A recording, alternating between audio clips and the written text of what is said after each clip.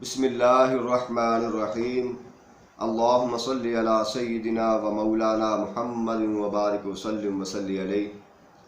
معزز و محترم ناظرین و سامعین، قربانی کے مختلف مسائل میں سے آج کا زیر بحث مسئلہ یہ ہے کہ قربانی کا شرعی حکم کیا ہے۔ کیا یہ وجوب کا درجہ رکھتی ہے یا سنت مؤکدہ کا درجہ رکھتی ہے؟ تو اس کے متعلق فقہا کی دو آراء ہیں۔ پہلی رائے یہ ہے کہ قربانی سنت مؤکدہ کا درجہ رکھتی ہے، اور یہ رائے رکھنے والے حنابلہ فقہا ہیں، شوافع فقہا ہیں اور بعض فقہائے مالکیہ ہیں۔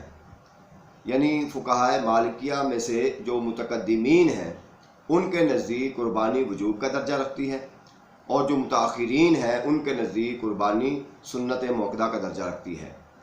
اب جن فقہا یعنی شوافع اور حنابلہ کے نزدیک قربانی کا درجہ جو ہے شرعی طور پر وہ سنت مؤکدہ ہے، وہ اس پر مختلف دلائل پیش کرتے ہیں۔ امام دارقطنی کی روایت حضرت عبداللہ ابن عباس رضی اللہ تعالیٰ عنہ روایت کرتے ہیں کہ آقا علیہ الصلوۃ والسلام نے فرمایا کہ تین چیزیں ایسی ہیں جو مجھ پر فرض ہیں اور تم پر وہ سنت ہیں، اور وہ تین چیزیں کیا ہیں؟ فرمایا ایک وطر، اور دوسرا قربانی، اور تیسری چیز فجر کی 2 رکعتیں، یعنی جو 2 سنتیں ادا کی جاتی ہیں۔ تو ایک تو ان کی دلیل یہ ہے کہ حضور علیہ السلام نے خود فرما دیا کہ قربانی جو ہے وہ مجھ پر فرض ہے اور تم پر سنت ہے۔ اور اس کے بعد پھر دوسری دلیل یہ ہے، سنن نسائی کی حدیث ہے، حضرت سعید بن المسیب رضی اللہ تعالیٰ عنہ اس کو روایت کرتے ہیں، فرمایا قال من اراد ان یضحی فداخلت ایام العشر فلا یاخذ من شعره ولا اظفاره، کہ تم میں سے جو کوئی ارادہ رکھتا ہے قربانی کرنے کا، جب 10 دن کے اندر وہ داخل ہو جائے، یعنی ذی الحج کے پہلے 10 دن، تو ان دنوں کے اندر وہ اپنے بال نہ کٹوائے اور اپنے ناخن نہ کٹوائے۔ تو یہاں پر جو ان ائمہ کا، ان فقہا کی رائے ہے، اس کے مطابق وہ کہتے ہیں حضور علیہ السلام نے فرمایا من ارادہ، جو ارادہ رکھتا ہے، تو فرض اور وجوب کے اندر انسان کا اپنے ارادے کا کوئی عمل دخل نہیں ہوتا۔ لہٰذا اگر قربانی واجب ہوتی تو حضور علیہ السلام یہ نہ فرماتے کہ جو ارادہ رکھتا ہے قربانی کرنے کا، پھر تو واجب ہو جاتی، لازم ہو جاتی۔ تو ایک ان کی دلیل یہ ہے کہ ارادہ جہاں پہ آ جاتا ہے وہ فرض اور وجوب کے درجے سے نیچے آ جاتا ہے، لہٰذا یہ سنت مؤکدہ ہے۔ اس کے علاوہ پھر ان کی مزید دلیل یہ ہے کہ سیدنا حضرت ابوبکر صدیق رضی اللہ تعالیٰ عنہ اور سیدنا حضرت عمر فاروق رضی اللہ تعالیٰ عنہ، ان دونوں ہستیوں نے 2 سال قربانی نہیں دی، اور اگر واجب ہوتی تو یہ کبھی بھی نہ چھوڑتے۔ لہٰذا اس کا مطلب یہ ہے کہ یہ وجوب کے درجے سے نیچے ہے اور سنت مؤکدہ ہے، لہٰذا اس وجہ سے انہوں نے 2 سال قربانی نہیں دی۔ اور پھر آقا علیہ الصلوۃ والسلام سے جب پوچھا گیا کہ قربانیاں کیا ہیں، تو آپ نے فرمایا سنت ابیکم ابراہیم، یہ تمہارے باپ ابراہیم علیہ السلام کی سنت۔ تو یہ دلائل ہیں۔ ان دلائل کی بنیاد پر جو حنابلہ ہیں، جو شوافع ہیں اور فقہائے مالکیہ کے جو متاخرین ہیں، ان کے نزدیک قربانی جو ہے وہ سنت مؤکدہ کا درجہ رکھتی ہے۔ یہ ایک موقف ہے۔ اور دوسرا موقف کیا ہے؟ جو ائمہ احناف ہیں اور مالکیہ کے جو متقدمین فقہا ہیں، ان کے نزدیک قربانی وجوب کا درجہ رکھتی ہے۔ اب ان کے دلائل کیا ہے؟ سب سے پہلی دلیل قرآن سے ہے، فَصَلِّ لِرَبِّكَ وَانْحَرْ، اللہ رب العزت نے فرمایا پس اپنے رب کے لیے نماز پڑھیے اور قربانی دیجیے۔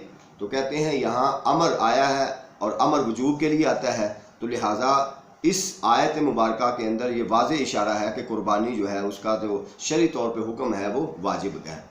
اور اس کے علاوہ پھر حضور علیہ الصلوۃ والسلام کی حدیث پیش کرتے ہیں، امام احمد بن حنبل اس کو لے کر آئے ہیں کہ آقا علیہ السلام نے فرمایا ایھا الناس، اے لوگو، ان علی کل اہل بیت فی کل عام اضحیۃ، کہ تم میں سے ہر کوئی جو گھر والا ہے ہر سال اس پر قربانی لازم ہے۔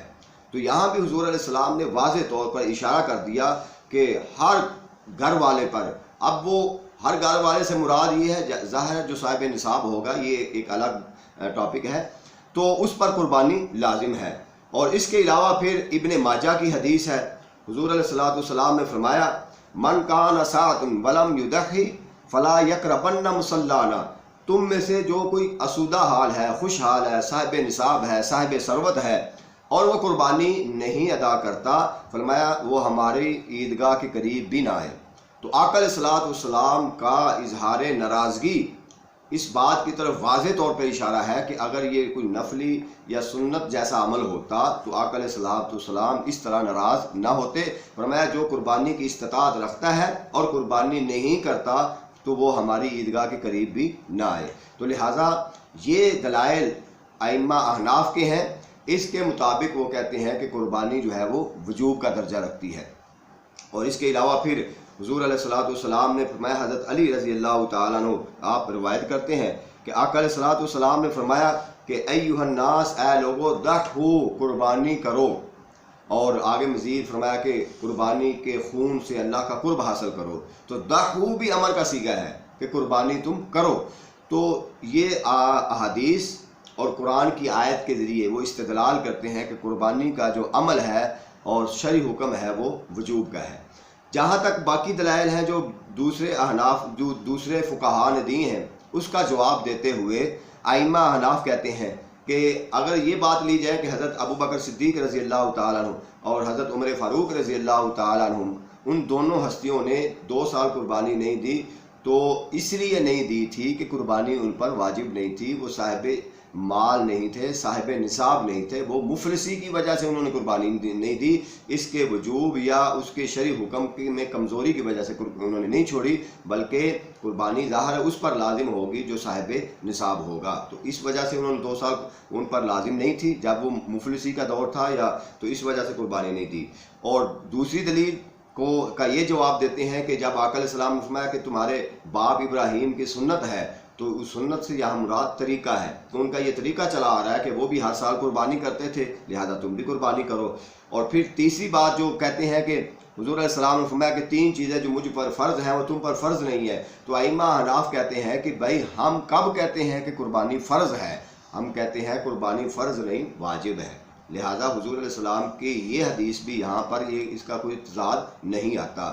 تو لہذا یہ چیزیں، ان کا جواب دیتے ہوئے ائمہ احناف نے جو موقف اختیار کیا ہے اور جو مضبوط موقف ہے وہ یہی ہے کہ قربانی صاحب نصاب پر اور جو اسودہ حال ہے، جو مالدار شخص ہے، اس پر واجب ہے۔ قربانی کا شرعی حکم کیا ہے؟ وجوب کا حکم ہے۔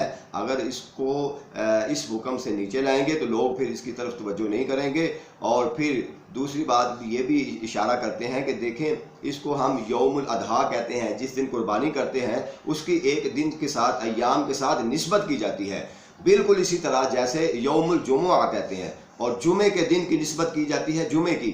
تو کہتے ہیں جب ایام کی نسبت کسی چیز کی طرف کی جاتی ہے تو وہ چیز واجب ہو جاتی ہے۔ یوم الجمعہ کا مطلب کیا ہے؟ جمعہ کا دن، اور جمعے کی نسبت اس دن کی گئی تو جمعہ واجب ہو گیا۔ تو اسی طرح قربانی کا دن، لہذا قربانی کے دنوں کی نسبت کی گئی تو اب یہ سنت نہیں ہے بلکہ اس کا درجہ کیا ہے؟ یہ وجوب کا درجہ ہے۔ تو لہذا ان عقلی نقلی دلائل کی بنیاد پر فقہائے احناف کا جو ایک مضبوط اور قرینہ قیاس استدلال ہے اور رائے ہے اور اجتہاد ہے وہ یہ کہ قربانی کا شرعی حکم کیا ہے؟ قربانی واجب ہے ہر اس شخص پر جو صاحب نصاب ہے، صاحب مال ہے، صاحب استطاعت ہے۔ تو انشاءاللہ اس سے اگلے لیکچر میں ہم دیکھیں گے کہ صاحب نصاب کیا ہے۔ آپ چینل کو دیکھتے رہیں، سبسکرائب کریں اور شیئر کرتے رہیں تاکہ یہ سارے مسائل آپ تک پہنچتے رہیں۔ اللہ تعالی ہمارا حامی و ناصر ہو۔ شکریہ۔